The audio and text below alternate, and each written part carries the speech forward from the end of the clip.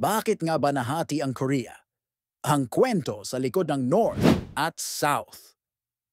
Ang North Korea, kilala bilang Hermit Kingdom, isa sa mga pinakastriktong at kinatatakutang bansa sa buong mundo. Pero paano nga ba ito nagsimula? Bakit may dalawang Korea sa mundo ngayon? Balikan natin ang kasaysayan. Noong ika-7 siglo, nagkaisa ang buong Korea sa ilalim ng Silla Dynasty. Sumunod ang iba't ibang dinastiya at noong 1372, namuno ang Joseon Dynasty sa buong Korean Peninsula sa loob ng mahigit 500 taon.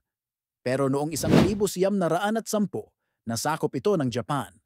Bago mangyari ito, pumasok ang Korea sa kasunduan sa Estados Unidos noong 1882 sa tulong ng China ang Treaty of Peace, Amity, Commerce, and Navigation.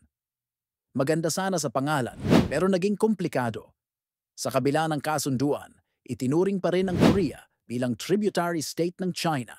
Ibig sabihin, may impluensya pa rin ang China sa pamamalakad ng bansa. Noong 1874, sumiklab ang Sino-Japanese War. Natalo ang China at napunta sa kamay ng Japan ang Korea.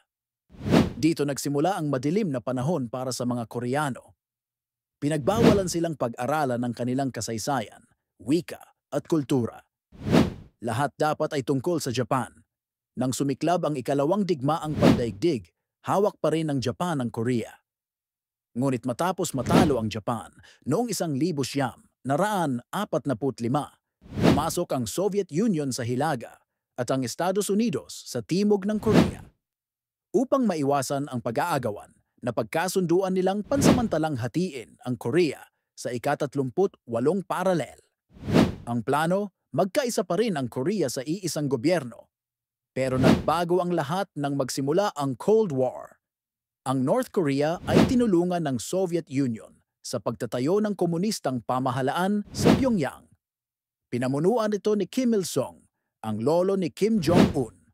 Sa kabilang banda, tinulungan ng US ang South Korea na buuin ang sarili nitong anti-communist government sa Seoul sa pangunguna ni Syngman Rhee.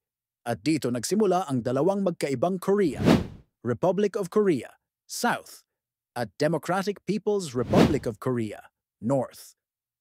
Noong 1950, inatake ng North Korea ang South Korea sa tulong ng Soviet Union. Sumiklab ang Korean War. Sa loob ng 4 na buwan, halos masakop ng North Korea ang buong peninsula.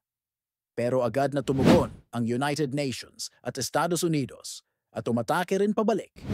Bumaha ang bomba at lumubo ang bilang ng mga nasawi mahigit 2.5 milyong.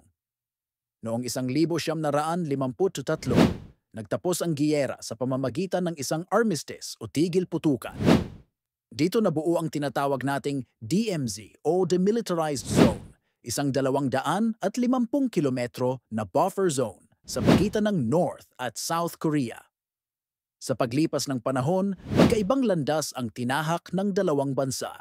Umunlad ang South Korea sa tulong ng demokrasya at global trade. Ang North Korea naman ay nanatiling isolated, kontrolado ng iisang pamilya mula noon hanggang ngayon. At hanggang sa kasalukuyan, hati pa rin ang Korea. Sa tingin mo, may pag-asa pa kayang magkaisa ang North at South Korea?